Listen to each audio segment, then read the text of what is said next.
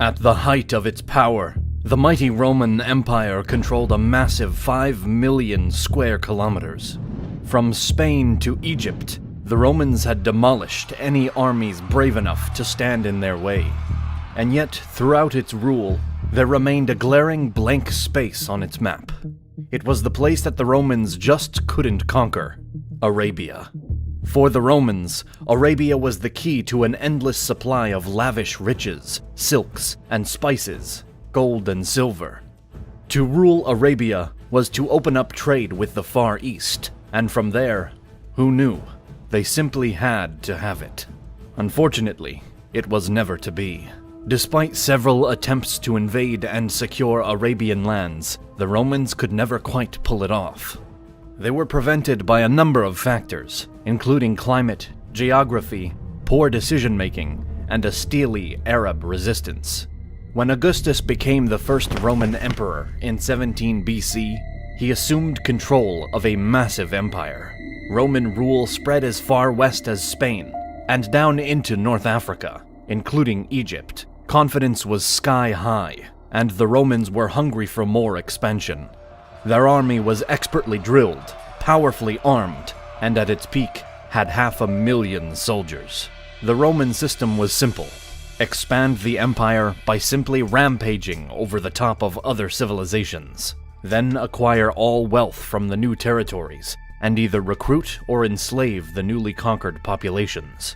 This was a largely successful strategy. However, when the Romans turned their attention towards Arabia, they found it to be a desperately difficult region to take control of. The importance of establishing some kind of rule in Arabia was a result of the burgeoning trade with India and later China. Arabia formed the vital link between Asian civilizations to the east and the Rome-controlled areas of much of Europe to the west. Rome's upper classes had acquired expensive tastes, and when Augustus became emperor, the demand for exotic spices and silks was very much on the rise. Some of the sought-after spices, such as pepper and cinnamon, were traded with India, while others, such as frankincense and myrrh, were only found in southern Arabia, around today's Yemen. The southern Arabs, the Sabaeans, transported their spices via an inland trail known as the incense route, adjacent to the Red Sea. The incense route wound up to northwestern Arabia, near Petra, or modern-day Jordan. The Nabateans had settled in this region, and they and their Sabaean contacts soon became extremely wealthy on the back of the lucrative trade with Rome. When Rome took control of Egypt in 30 BC, it opened up huge markets for trade between the West and the East.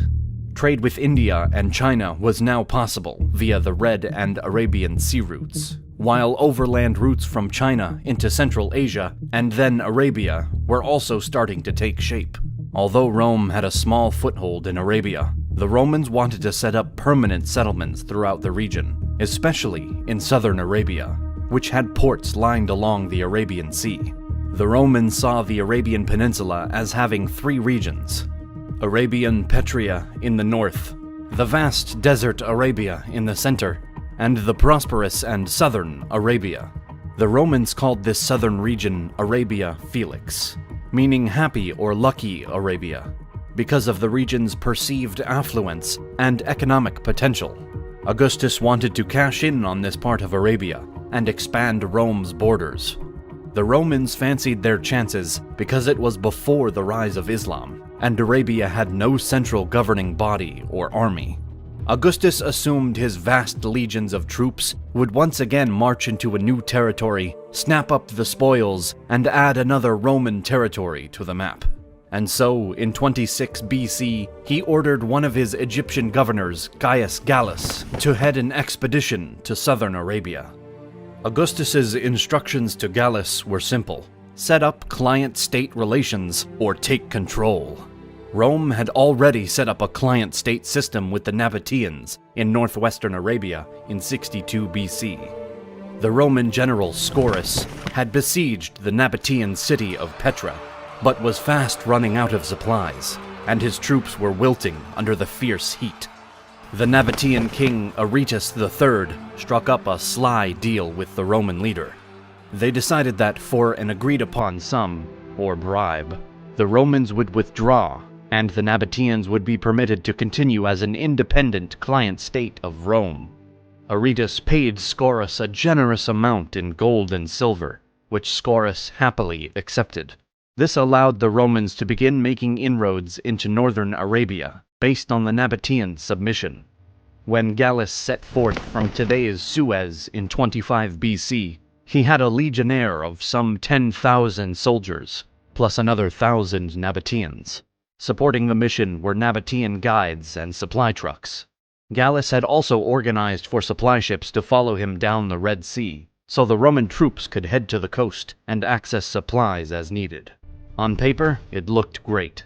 However, right from the outset, the Arabian invasion seemed doomed. The Roman troops crossed the Red Sea from Egypt and disembarked at Lus Qom in northwestern Arabia.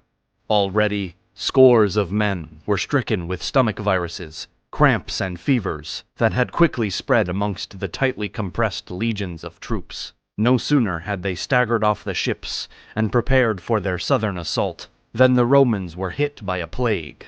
It was thought to have been caused by a mix of the local waters and plants, and pretty soon Gallus had to call time and wait until his troops recuperated. Hardly ideal. When the worst of the plague had ended several weeks later, Gallus rallied his troops and outlined the tactics. The plan was to head south to modern-day Yemen and take the city of Marib. The Nabateans provided Gallus with a friendly and unassuming guide named Silius. Despite his charms, Silius was to play a vital part in the failure of the Gallus-led invasion. Silius was instructed to lead the Romans along roughly the same path as used by traders on the incense route. Sources at the time, such as Pliny the Elder and Gallus's friend Strabo, had both estimated the trip as needing at least 5 camel stops, which was a considerable trek. The Romans, largely ignorant of the Arabian geography and brutal desert heat, were about to enter hell itself. Instead of taking Gallus and his men directly to the southern tip, Silius marched the Romans into the unforgiving desert region of Arabia, where the Roman soldiers soon began to buckle and wilt. The heat was like nothing the Romans had encountered, and before long, hundreds were dead from heat exhaustion and thirst. Not only were Gallus's men deprived of water, but Silius had taken them away from their coastal supply ships, further exacerbating the situation. Why the deception? The Nabateans were fiercely proud of their independence, and resented the Roman assumption that they would assist in fighting against other Arabs. Silius continued southward, always promising that riches were soon to come. Despite the immense hardship, the Romans were able to easily overpower Arab settlements, and the push continued to southern Arabia. Cities such as Medina, Mecca, and Nagrana all fell to the battle-hardened Roman forces, but the desert and lack of food and water were adding up. Gallus was taking serious losses due to the conditions, but Silius insisted that they push on south. By the time the Romans finally reached the southern Arabian capital of Marib, they were out on their feet. It had taken a staggering 6 months to march from the northern tip of the peninsula to the south, a journey that was usually only a matter of weeks. Gallus brought his men in and laid out his plans. They were to form a siege of Marib, and eventually take control of what they'd marched so long to attain. However, the Roman troops were exhausted, and many were seriously ill. To make matters worse, the southern Sabaean Arabs were well organized and had the wealth to construct daunting 6-meter defensive walls around their capital city. Their soldiers were rested, well-fed, and fresh, ready for a fight. The Romans lasted only 6 days before Gallus conceded defeat and ordered a humiliating retreat back to Egypt. Not surprisingly, there was no welcoming party for Gallus.